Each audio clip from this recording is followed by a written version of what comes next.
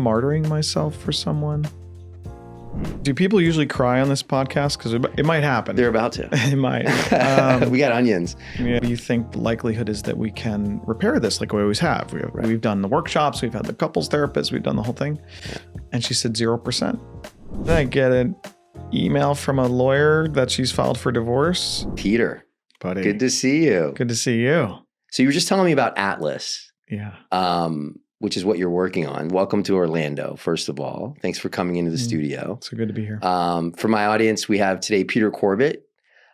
Peter is someone that has gone through quite a journey.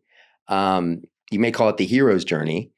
Peter started as an operator in the marketing space, built a boutique marketing firm that he then sold to one of the largest marketing companies in the world, publicly traded company. Mm-hmm. And he enjoyed some success there through that exit.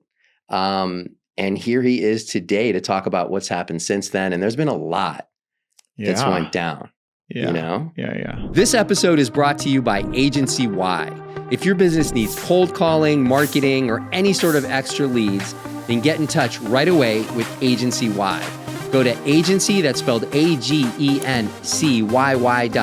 That's with 2 Y's. Type in Alchemist to get 10% off today. Again, that's Agency Y with an extra Y. Enter Alchemist to get 10% off today. And now let's dive into the episode. So let's start somewhere.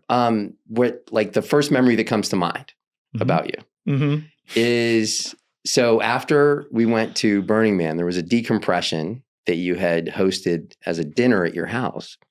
And of course, it was a beautiful townhouse in Williamsburg. You had this incredible piece of art on the wall that there's no way it could have came in through the front door. So I asked you about, I'm like, how did you get this thing in here? I mean, it was massive. I don't know how big it was, but my memory, if memory serves me, it was big and it was really intricate. I think it was scrolls or something. And you said that you had to shut down the street in Williamsburg. Yeah. For those of you that haven't been in New York City. Across the street from a school. Yeah. In order to bring this piece of art into your home and hang it on the to lift it 80 feet over the house. Yeah. And drop it on the back patio, bring it inside the dining room and put it up. Yeah. Wow. So where was your headspace at that time? That's pretty my opulent, headspace Peter. at the time was like, I've made it. I was, didn't grow up with any wealth, had a single mother with 3 kids working at Red Lobster. And here I am. I became a CEO, built a company with 100+ employees and sold it to a public company at 36 and was like, I'm done. I don't need to make money ever again. So I'll buy the townhouse in the city and I'll fill it with art and the whole thing. Had found at the time who I believe to be the perfect life partner, my now ex-wife, Nicole. So yeah, that was a bit of opulence on display. It wasn't doing it for the like show-offiness of it. It's loved that piece of art. You're describing Miguel Rothschild's piece Insomnia, which is a cosmos, and then the stars are brought to life using pins. So that made it 3-dimensional. That was super it. Beautiful. Yeah. Yes. So what did that amplify in you? Right? Like having that sort of resources available to you, those sorts of resources. What did that amplify and what did it diminish maybe? The amplification, in fact, was my interest in a spiritual journey, surprisingly. So most people would kind of get paid and then they go buy yachts and townhouses, which I did, but not the yacht part. But instead I decided to reset entirely and come back to like, who is this guy, Peter? Who am I if I'm not a CEO? Who am I if I'm not leading a team? And so I did that through all sorts of modalities, primarily Zen, which I'm a Zen practitioner. That's my primary practice. So coming back to something much more fundamental without the adornment, without the identity. So I had always been a very spiritual person and very interested in consciousness in all ways, shapes, and forms. But when I was leading a company that I didn't really talk about that. I had my own meditation practice and have for almost 25 years now. It just didn't feel like it would be accretive to my P&L. So I didn't get into it. I was really focused on how can we win Fortune 500 clients and retain our employees so we can deliver against that. Anything else was like a distraction or like a little personal thing that Peter might do. So coming back to myself that way was what was amplified. What was diminished or de-accentuated, in fact, was an interest in any kind of fame or gain. And that's a big principle in Zen, which is like fame and gain are a total waste of time. And I can see that very clearly now, especially post-divorce, where I've had a significant amount of net worth go down, and that being like the least painful part, to be honest, like literally the least painful. So, no interest in fame and gain meant that as I sold the company, I retired from it when I was 38. And I decided I would train in Zen, but also hospice. Right. How do I not try to acquire anything, but how do I just serve? And what happens if I just serve? And if I show up at the bedside of people, which I was doing in the Brooklyn Hospital Center in downtown Brooklyn, in the ER and the ICU, the CEO skills were irrelevant. A dying grandmother doesn't need a CEO at her bedside. She needs a simple presence that's quiet, and it's not about him. So doing that over and over and over again for years. So I think for 5 years, I didn't let anyone pay me a single dollar. And that was one of the most important diminishments. It was, how do I not make money? Do I even know how to do that? Because I'd been making it since I was in kindergarten.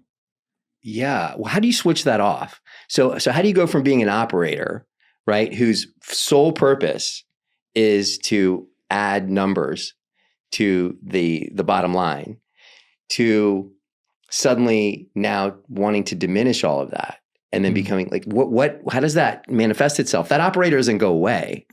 The operator hasn't gone away. So my primary modality was Zen. So sitting Zazen, seated meditation in the Zen form. Just every day? Every day. And then sometimes for a week at a time at a monastery upstate, 16 hours a day, 7 days. It's the hardest thing, honestly, of all the things that I've done. I do that just about every year. So doing that every single day and seeing that operator part come up and be like, dude, you should be like building another company and like you're wasting your time. Like what is that voice?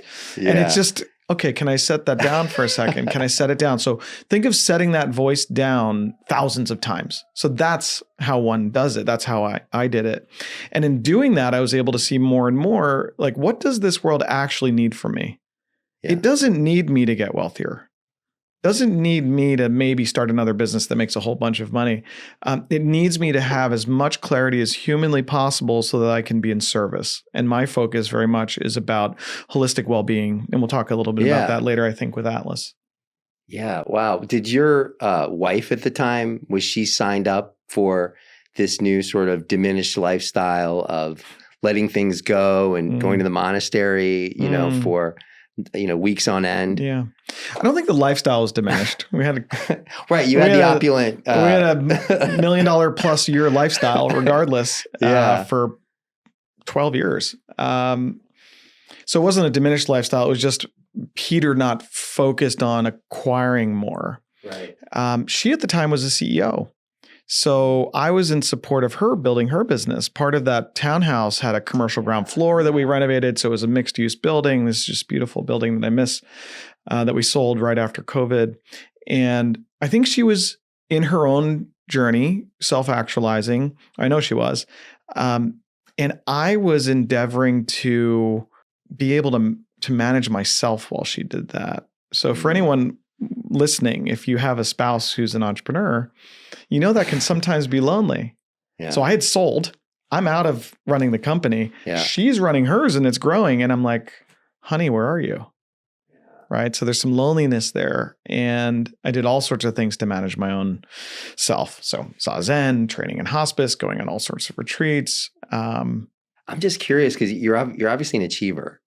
Some people can call it an overachiever. When you grew up, how was achievement rewarded? How was it? Like, what did that look like?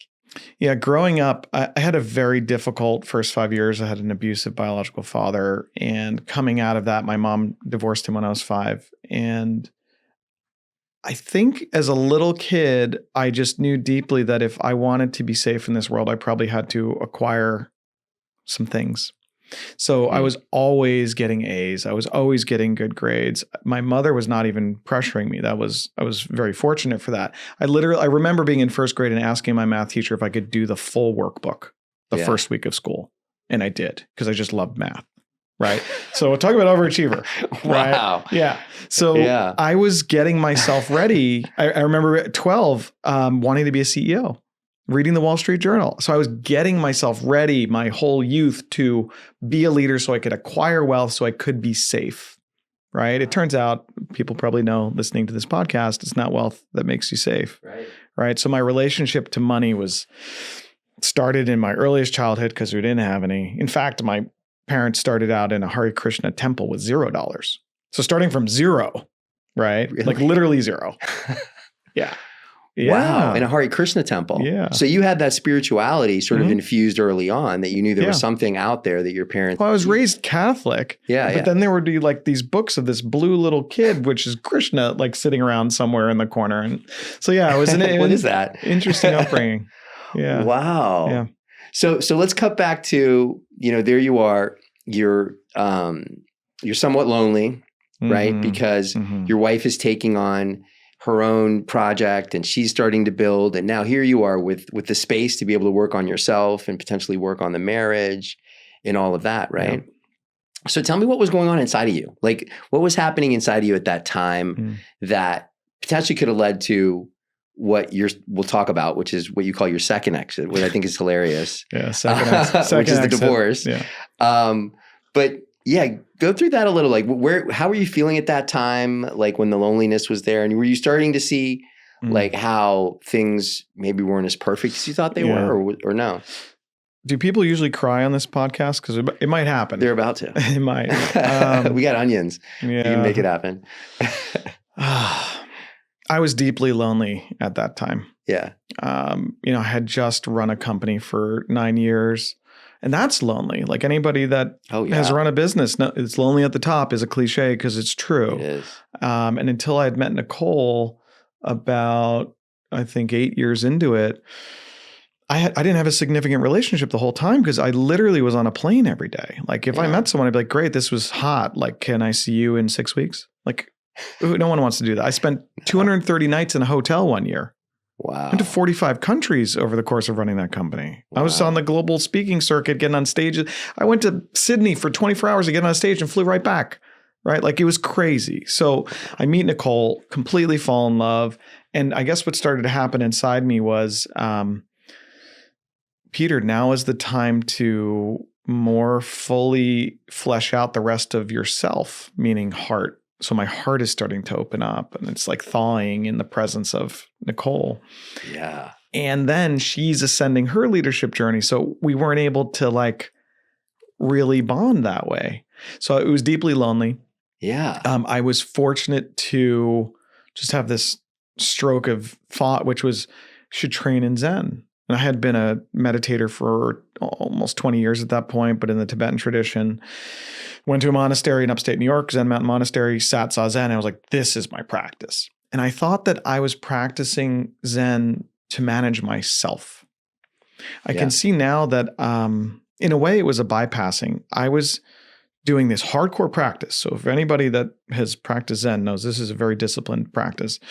I was doing it so I could stay in a difficult marriage. Did you realize I didn't know that. I didn't know that. You didn't know it was difficult. I only know that now. So looking back, wow, I thought, no, this is just like my spiritual tradition, and I love Zen, and I'm going to do the whole Zen practitioning thing, and the hospice training was in the Zen tradition. But I can see now, like, that was the thing that enabled me or had me stay in this for so long in a marriage that I wasn't getting the love that I really needed and the care that I needed. Wow. And then when that marriage ended about 6 months ago, I can see that I was practicing Zen not only to stay in it, but then to survive the end of it. Wow. So in a way, like, Zen was helping you to sort of debug what was happening in the marriage at the time. But I was completely blind to so many things. And it's so crazy to me as a Zen practitioner, and I think somewhat of a wise and smart person, that I could not see. I can only see those things in hindsight. It's crazy to me. I couldn't see it. couldn't see a number of things, which I may or may not speak about publicly. Yeah. Yeah. We'll see. Well, it's part of being human. And those of us that have succeeded to such a great degree on the professional side, there's a different skill set that needs to be put in place in order to succeed in personal relationships.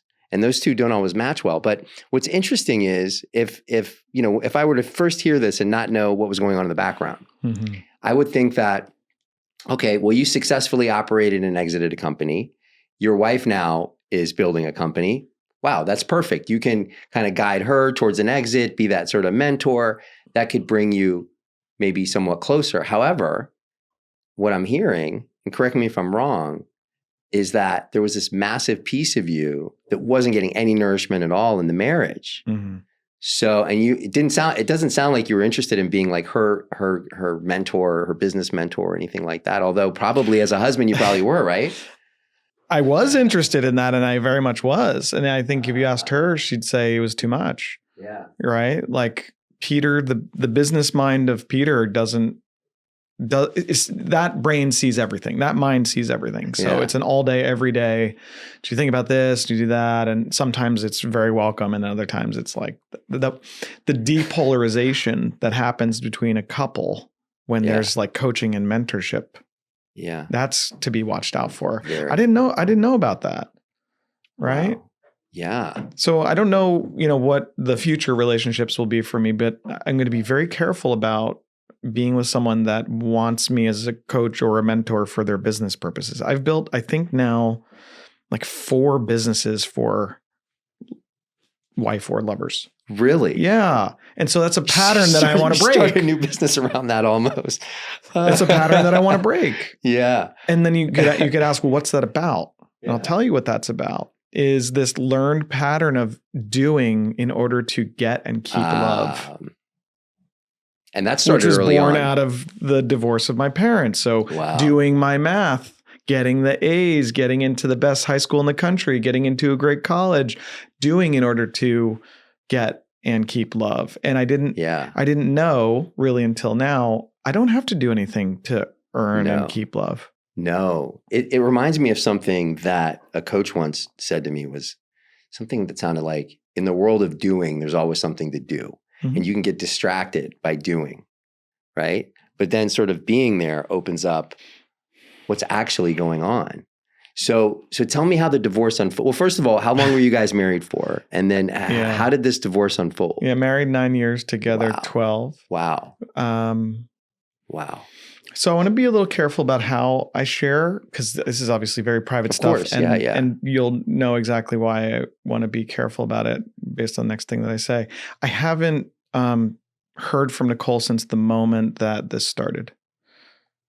So 12 years to fully ghost. So anything that I say is just what I've experienced or what I think, and I have no way to know that what I'm saying is corroborated by my ex. I have no idea. How does that not enrage you? Like, well, I mean, that's an interesting word. Yeah. How does that not bring you that sort of, I don't know, anger, loss? Let me start with what it first brought was complete and utter devastation. I mean, so on a Sunday in May, we have it's kind of just like a breakdown of the marriage. It wasn't a fight. It was just a very sad collapse. I said, I'll go to the city. We have an apartment in the city. We were living in East Hampton full time, had been for 5 years. I said, I'll go to the city. I'll go to our place for a couple of days and we'll figure this out. Because I said, hey, what do you think the likelihood is that we can repair this like we always have? We've done the workshops. We've had the couples therapists. We've done the whole thing. Yeah. And she said 0%. So I said, then I'm not going to try to change your mind. I'll go to the city. We'll figure this out. And I never heard from her again. So that was devastating to have like a home, the wife and 2 dogs. Those are fur babies, as we weren't having children, to all of a sudden, none of that. So it took me about, and this is actually going to sound fast, and I'm not trying to say that these things should be accelerated, but it took me I don't know, 3 days to fully stabilize myself. Like it was like full rug pull, it felt like. And I was just completely spun. And thank God, my parents stepped in for me. My friends stepped in for me. And once that happened, my practices settled in. So now I'm like sitting, doing yoga. I decided in that moment, I wouldn't harm myself in any way. So many men, maybe also women, when they go into a divorce process, they'll drink a lot. They'll do self-destructive things. Of course, yeah. So I did the opposite. I think over the 3 months of that divorce process, I lost like 20 pounds, gained 5 pounds of muscle, and lost another like 5% of body fat. I got better over the course of the divorce process. I didn't get worse. So it took me a little while to stabilize. And then, the grieving process is still real. That still comes up, but it's not as visceral. And we could talk about all sorts of ways of managing a second exit, which is maybe a blog post I'll write one day. Yeah. I think it'd be so you asked how I didn't get enraged. Yeah. How didn't you get enraged? Right. And so once I stabilized, I could see that this was not being done to me, that this was being done for me. How long did that take? That thought came in a weekend. So I stabilized. And then by a weekend, I was like, oh, I'm not being ghosted. I'm not a victim of Nicole. I'm not being ghosted. This is being done for me. Like, let's talk. This is universe is doing this for me. This is for me. Yeah. Okay. How is it for me? Wow. The first way it's for me is that Nicole and I won't fight over the course of the process. I know people that destroy themselves over the course of a divorce. There were 0 fights during the divorce. Wow. I can see all of my anxious attachment style in this moment right before my eyes. And I didn't even know that. I didn't even know what that was. I didn't even know I had that orientation. But Nicole is very much right in your face, very much an avoidant person. And then I was an anxiously attached person. I had no idea. So I can see all of that grasping and wanting to pull it close and repair it so fast, all this stuff. I could see the codependency that had built in our relationship. And I didn't even know what the hell really that was. Again, wise, smart guy. Didn't really understand and I still had these blind spots. So I began to see, oh, this is the fastest possible way for me to grow. So I have thanked her via email and text, not because we're not in contact, thanking her for the silence. So I have friends that get ghosted and they're in a dating for 3 months or 6 months. They're like, oh, I'm devastated. I'm like, oh, how is this for you? And they're like, what? I'm like, look at it. It's almost superhuman. Did you know you were going to be, did you know that was like, I guess a better way to phrase this is like, how did you know that you were going to get ghosted? Like I didn't know. She was right. So she was going to the city, or you were going to the city. You were going to the city, and she's like 0%. And so you're gone to the city. Then what? Like suddenly you come home and everything's gone. Like that's it. And like just I go to the city and I never hear from her again. I get an email from a lawyer that she's filed for divorce, and that lawyer tries to accelerate a monetary structure. And I'm like, hold on, just hold on. And so then within a couple of weeks, I got my own lawyer and got us in like a process of those two talking. So it must have really helped you to have that stability that you kind of found underneath yourself. Like you had the rug pulled out. Yeah. But that stability was something. And it occurs to me that it probably also served you whatever practices that you had for the past 25 years when you were running the business, because those of us who are entrepreneurs know that you have many challenges that come when you're running a business, whether it's competition, whether it's market, you can name it, employees, a million different reasons why there's stress. So can you find like a thread between that? Yeah, I'll give you one. Yeah. So I think it is strange to equate, like CEO skills to divorce process.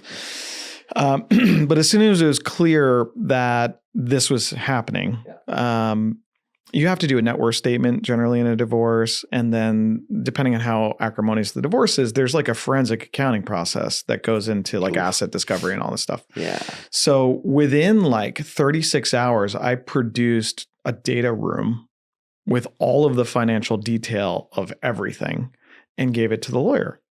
And usually that takes months for people. I had been through a due diligence process with Deloitte and Touche for a publicly traded company when they bought mine. So my understanding of how to generate these things was like, boom. And what that showed was, Peter's not trying to screw around. He's not trying to like hide the assets and do all this weird stuff. Like I was just delivering it to them on a silver platter. I gave the lawyers 5 different scenarios of how to divide the pie with my recommendations based on what I knew about Nicole. I said, look, here are the 5 ways this can go. I'm suggesting number 2 because I know You're an operator in your divorce. Wow. And I have no idea how that was perceived Sorry to by laugh, Nicole. but this is the way you're doing it. I think she knows me and might have been like, what a neurodivergent motherfucker. Are you kidding? Or I don't know. I literally have no idea about how any of that was received, but it felt like, let me make it easy. Here are the 5 ways. And some of them have a higher net present value than others. Yeah. Yeah. So choose the liquid versus liquid and choose durations. And so that served me well. I think it served Nicole well to take an operator's lens to what is the dissolution of essentially an organization. Wow. Yeah. Was she in your world, was she sort of the antagonist in your journey during that period? I wouldn't use the word antagonist. Okay. I used the word teacher. So I was telling her for years. We had a wonderful, incredible, creative, productive marriage, a lot of joy, a lot of happiness, and then a lot of difficulty, just a lot of difficulty, like always a lot of friction. And in a way, so I began seeing her as an incredible teacher. And I tell her, like, you're my greatest teacher. I mean, I have literally 5 Zen teachers that I worked with and work with, and they're incredible. And I'm like, you're my greatest teacher. Because I think some of us we're fortunate enough to, people call it a soul contract. I don't know how woo you get on this show. Pretty woo. Okay. The soul contract is like the 2 souls know that they need to come together to do a certain amount of work. Yeah. And when the work is done, and that's what happened here, like literally in a flash on a Sunday, all done. So I think that our souls came together to do very specific work. The work for me was to see all of the patterns and traumas from my early childhood that were still playing out in my adult life. And now only 6 months out from that, like, God, I feel like I've just resolved so many fundamental things that I brought into that marriage with her. And I don't generally have regrets, but I do wish that I had resolved those before my marriage with Nicole, because then it could have been the lifetime marriage that I thought it was. Yeah. And on the other hand, I don't regret it because it's apparently that was going to be the only way. There was going to be someone that I had a long, full marriage with. That's what, 12 years together is a full one. Yeah. In order to show me the things that no other level of intensity would do that. So it was the appropriate marriage. I was 33, she was 27. Like, what the fuck do you know at 33? Apparently I knew how to build a company and sell it, but I didn't know about all these attachment styles and what, the patterns I was bringing from my youth that I had learned from the absence of my father and, from my mother, who's incredible, but overcaring and martyring and earning to get love, like doing things to earn love. So I learned all that, and now I'm not going to do it. So if someone falls in love with me again, it's not going to be because I did a whole bunch of stuff and I took care of them the way that I was before. It's going to just be they love me for my presence. So this was 6 months ago, Peter. So just for clarity for the audience, what Peter's describing happened in a very truncated amount of time. And so what I really want to know is the heartbreak, the pain. How did you manage that in those 3 days of devastation? In other words, what brought you out of that? Was there something that you did or some sort of like shift that just snapped based on your practice? Like, walk me through that a little bit. So this 3 days that you reference, that was a complete and utter discombobulation, I would put it, like really not knowing what the hell was going on because the silence had proceeded and I didn't understand. Like we always said, if we ever got divorced, we'd still be best friends. It wouldn't make sense. So I was like, wait a sec. So how do I manage this? So it was a total discombobulation. The devastation was longer. I'm still devastated by not seeing my dogs. I never saw them again. I asked a dozen times and I didn't realize how difficult that would be. Like that's a real grieving. And, the grieving of our marriage still comes up. Yeah. Not a lot in this moment. Like maybe once or twice a week, there's a moment of like, oh, there's that. So you're asking sort of like tactically, like how did I manage the intense pain? Yeah. And I think it's a great question. And I want to share this because I think it'll be super helpful for people that unfortunately come into a divorce process. I was laying there probably day 3 or 4 or whatever it was in my apartment in Brooklyn, and just so heartbroken. And I was like, what can I trust right now? I can't trust my mind. Like my mind can come up with all sorts of stuff. It was coming up with all sorts of stuff. And as a Zen practitioner, we know you cannot trust your mind. That's why we train our mind so diligently.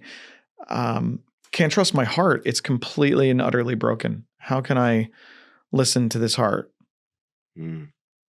What can I trust? My body. Oh, wow.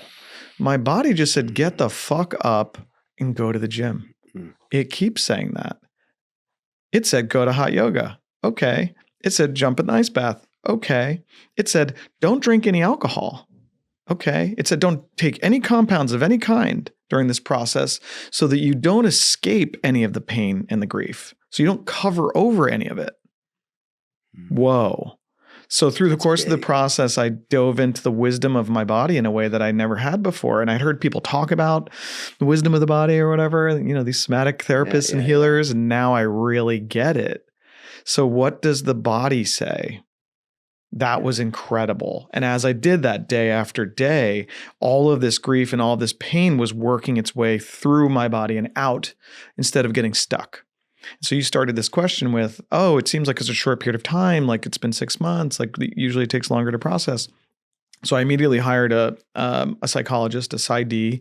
I didn't want like a normal talk therapist. I wanted someone hardcore with a PhD, and I hired an executive coach. I'm an executive coach as well, and I hadn't had one in a long time. And he's trained at IFS, and they both were like, this is like by month 1, 4 weeks in. They're like, you seem to be like moving very quickly through processing and grief. Like, what's going on here? You're saying things and exhibiting ways of being that usually like guys will take a year and a half. And I was like, I'm not trying to like be in a race about it. It's just I'm pulling all of the pain and grief as close to me as possible, as fast as possible. And I'm not covering over in any way, including with productivity, right? So I was like on the precipice of wanting to start another company. And I was like, oh, I could just dive into productivity.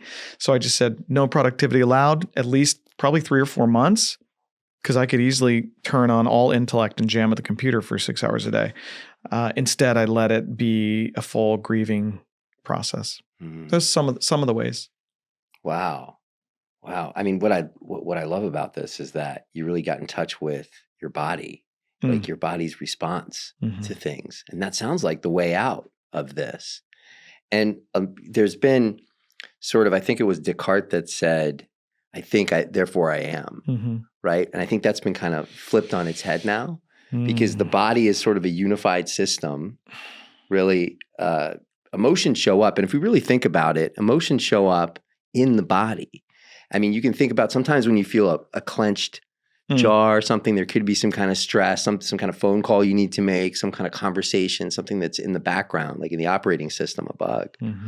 And for you to be able to sort of build that relationship with your body to get you where you are is pretty brilliant. I mean, that's a unique way to go about this. I was lucky. I won't take any compliment of being brilliant about it. I just was lucky.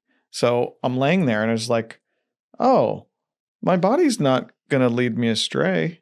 Yeah. Okay, cool. Let's do this. And about a year prior, almost exactly a year prior, I was probably 50 pounds heavier, maybe 55 pounds heavier. And I had just come out of a psychedelic ceremony.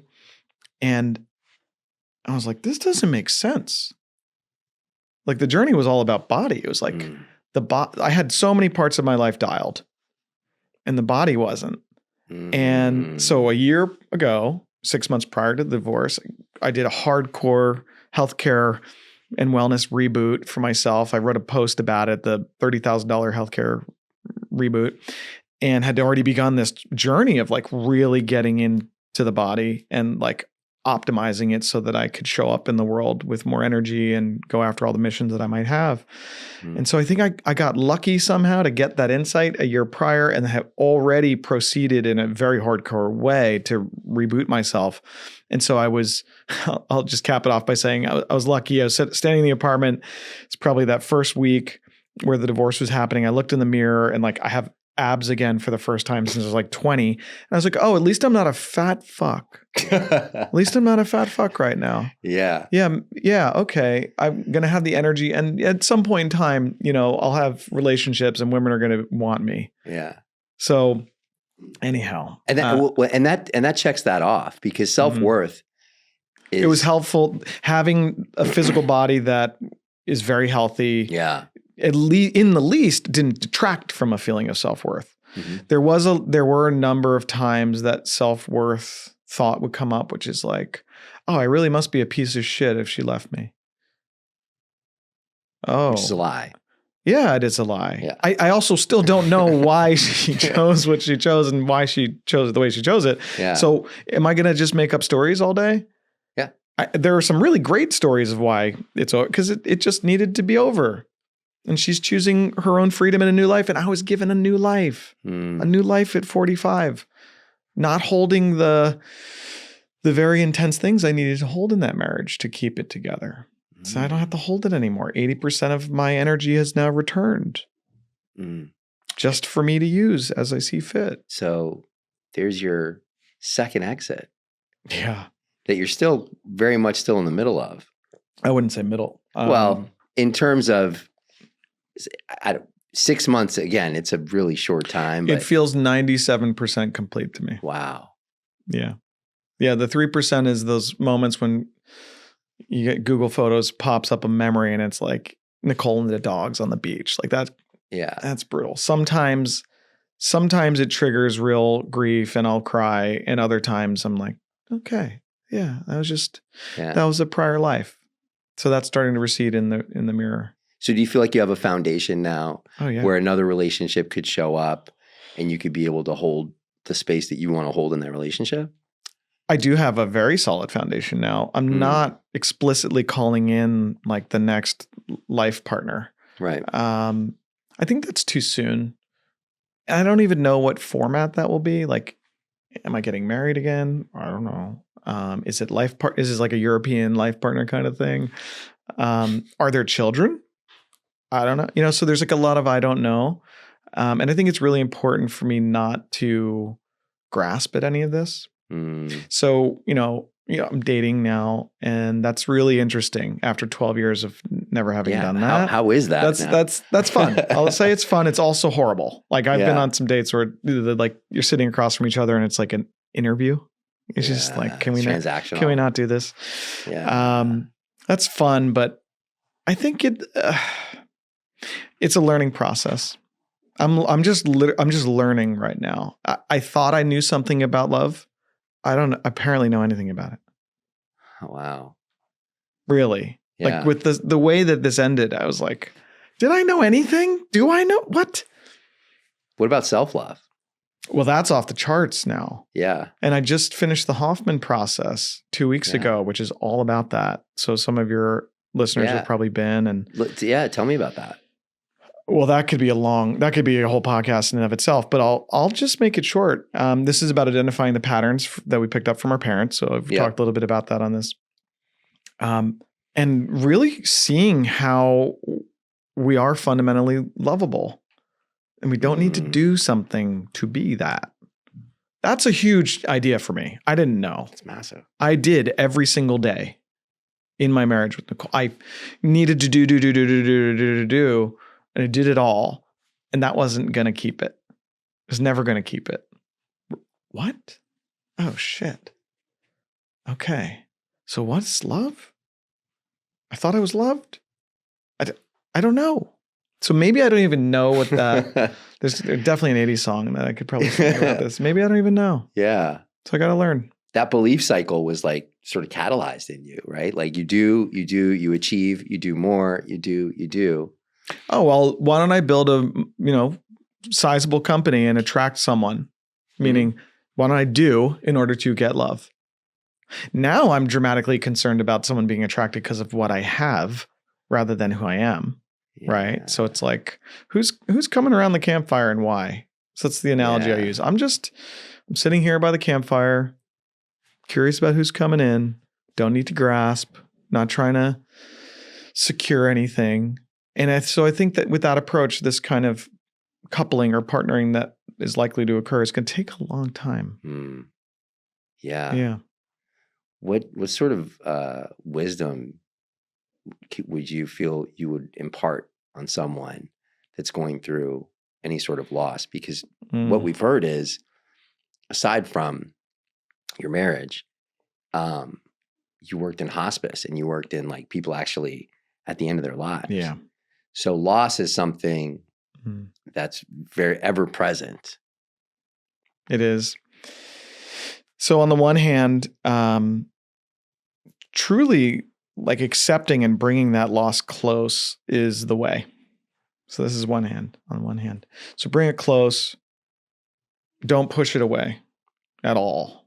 So I was telling you how I wanted all the pain and all the grief to come as close to me as possible and not to use substances or even like TV, right? To avoid any of it. Like I want it all. I want to feel it. Yeah. So I can process it. I can see it clearly and I can process it. So bring it close. I would bring loss as close as possible. And now one way I could think of it is if it's like an empty negative glass analogy, I'm a 45-year-old bachelor living by himself in the city. Oh, what a sad story. No, well, what a sad story. But the other way to see it is when the glass empties, it's ready to be filled. Yeah. So what will it be filled by? The rest of my life. And it's going to be incredible. Wow. So I started seeing that all very early. I'm lucky to have seen that. I do credit Zen to enabling me to at least see those things. Yeah. We started off talking a little bit about Atlas, which is kind of what's brought you to Florida. I think this would be a good place to kind of revisit that. So tell me a little bit about Atlas. Tell me a little bit about how all of this has sort of alchemized and you've been able to put this into practice to actually deliver this. Yeah, I view Atlas as hopefully my life's work. Yeah. Tell us about it. I will. You could have thought building a digital agency was my life's work. No, that was so ephemeral. As wonderful it was, especially the people, I don't see it as my life's work. So Atlas is a operating system for well-being. And what I've seen now, and there's a tremendous amount of research around it, so it's not just me coming up with this. To have true sustainable well-being, we need our body, our mind, our spirit, and our emotional lives to be fully coordinated and cohesive and coherent in some way. And in my own journey, in order to maintain my well-being, especially through very difficult things, selling the company was difficult. Leaving the company was difficult. Going through divorce, well, being married was difficult. And then going through a divorce was difficult. Yeah. That I was cobbling together, let's say, 10 or 12 different kinds of practitioners and modalities across things. Coach, therapist, physiologist, nutritionist, functional health, primary care physician, longevity docs, like all of that stuff that I source myself, that I vet, that I hire, that I then need to try to figure out how it all fits together, and none of them talk to each other. And so that's what Atlas is for. So I'm the first customer. Literally this 2 weeks from now, I'll do the first full process, and it starts with a big assessment battery. So there's 5 assessments. One of them, I think, will be the core of it, is PERMA, which was developed out of UPenn's positive psychology program. And there'll be a spiritual well-being survey. You take all your blood work, all your physical data, all goes in to an LLM that's trained very specifically to do this. And it goes, here's the initial assessment. But that won't be good enough. An initial assessment will be about 85% as good. It then lands in the hands of 5 expert practitioners that look at me as a full case and make commentary on it and build my map moving forward in my plan. So my feeling is that if Atlas works, which I don't know if it will yet because I'm the first customer, this will be one of the very few ways that we can get a very holistic view of our overall well-being and a very clear path forward with support. And the reason I call it Atlas is that it's from the Greek god who's holding up the world. This is you holding up all of that, mental, physical, financial, relational. And when you're not doing well, that can come crashing down. I've had friends kill themselves because their businesses didn't work out. So can we take this and put it here and hold it together? Right? So that's the Atlas origin story. It came out of all this adversity. Yeah. You know, all of the adversity I've already seen has paid dividends. And I'm not saying just for me, I'm saying for others. Certain challenges in my marriage, learning about ketamine-assisted psychotherapy, for example. I'm in a coaching session. My coaching client is like, my husband is threatening to kill himself and he might jump off the balcony. What the fuck do I do? I'm like, take him to a ketamine clinic immediately. Here's the one closest to your house. Saved his life. Her words, not mine. So the adversities that come up turn into medicine in the rest of my life. So I can see Atlas as like that, this, as I said, life's work. Here's the full life's work. All of the adversity to date now showing up as possible medicine for myself and others. That's beautiful. Wow. What a way to create medicine out of like your experiences. And it really does bring together and synthesize the operator inside you, the spiritual being that is constantly wanting to get nourishment and feel that, and how you now relate to love and your sort of somatic reactions around it. Yeah. Wow. This is really great, Peter. If there's one thing you wanted to leave the audience behind all that, and I know you've said a lot, you've said a lot. So what would you leave the audience in terms of your, where you are right now in your journey, and how they could possibly sort of live that in their lives? Yeah, this probably goes